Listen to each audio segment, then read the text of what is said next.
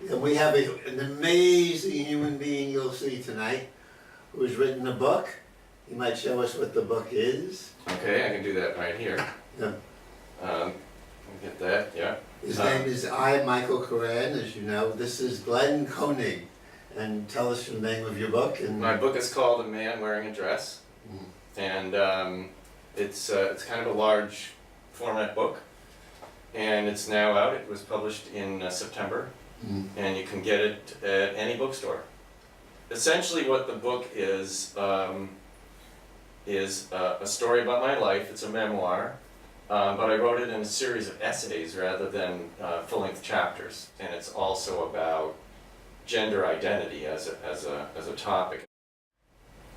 And I thought that I was on this path to becoming trans. In other words, I thought my trajectory seemed to be that in a few years I was going to live full-time as a woman. But right in the beginning, right while I was doing that, I began to have some questions that I didn't know how to answer. now, were you attracted to men? No. And I don't think that's a completely different issue, like who you're attracted to and what your Versus gender how you identity. how you like to present yourself. How do you like to be? How do you like to feel who you Yeah, are? yeah. And so what I ended up discovering, I mean, I've left you hanging here a little bit, is that I figured out that I have this strong feminine side, but I also have this masculine side. And that when I was dressed and presenting, as a woman with the wig and my beard shaved off and having my voice in a higher register and all that, I was actually hiding Your male the side. male side. Wow. And when I went back to put the men's clothes back on and go home, I was hiding the female side. Wait, this is a frightening show. Which side are we on? It wasn't a fight. It wasn't a struggle so Oh, much as I it was see. just a big question.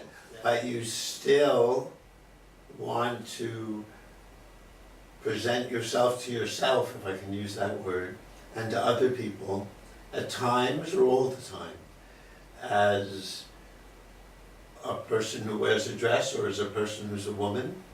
Not as a person who's a woman, a person who has sort of a gender fluid or gender queer. I mean, we're still wrestling with all this Yes, language yes. right now. But I want to be able to say to people, I have this strong feminine side, and I'm going to keep my male body, and so I'm a little bit of both. I only got dressed in things that were considered traditionally women's clothes in what I would refer to as safe places. Yeah. I would go to certain conventions, occasional certain parties. I began going to my Unitarian Universalist church on Sundays. Wow. Okay. How was and, that?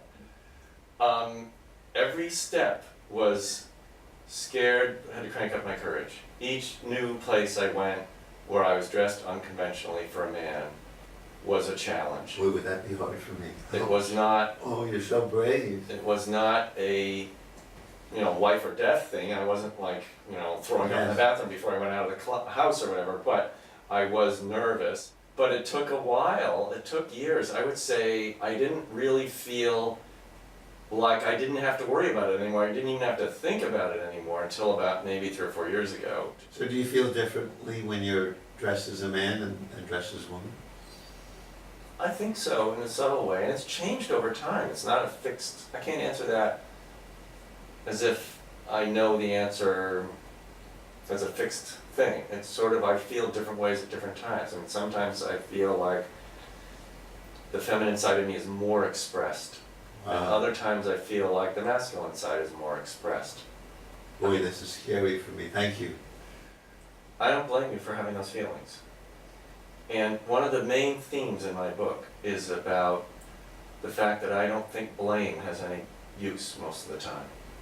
If you had fears, those are your genuine fears. Yes. And they come from how you were raised and how you are as a And person. they protected me in a way. Right, and we're all very complicated. It's very hard to know where our fears come from. Yes. We just experience them and then we have to figure out what to do with them. Well, yes, yes. And some people don't know what to do with their fears initially, and they do things that are harmful to others based on their fears. Yes. But You name it. inside, Yes. there's a lot of fear going on usually. Well, I've hurt so many people by trying to be a man, including myself.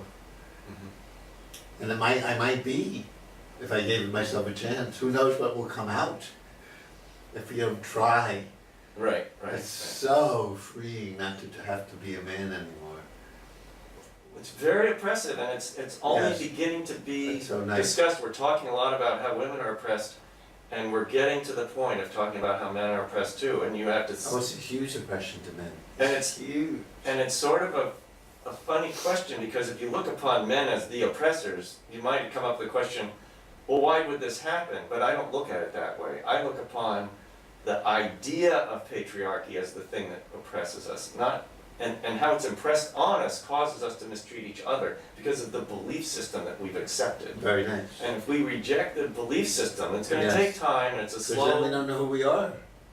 That's the fear. How scary. Because we had these rules that told us, that made it easy to know what you were Ah, the supposed good to old do. days, when men were men, whoever we were. Yeah, the John Wayne movie and all that sort of thing, okay? Whoever we were. So I put a lot of that in this book. This is a lot about gender identity and the questions that it raises, Yes. as well as my own story. And it's also a third thing, which we don't have a lot of time to get involved in here, which is my look at the surrounding culture and what kind of challenges we're facing in the world right now, and why people have so much anxiety, and why a lot of the things that are going on, in my opinion. You open up the book, there's the title page, and then it says, this is all about love. What is love? That's the title of the poem. He said, I love you, in the movies, and they kissed. He said, I love you, without a sound, while lifting his mother gently from her wheelchair. She said, I love you, only by her smile, as she served soup to people who had none. He entered the room with the negotiator from the other country, as if to say, I love you and your people. She opened the box to let the spider out into its natural world. The spider never said, I love you, but this love was true. When he slowed his car to leave a gap in traffic, he said, I love you, with a wave of his hand. All across the world, millions say, every day, in this way, I love you.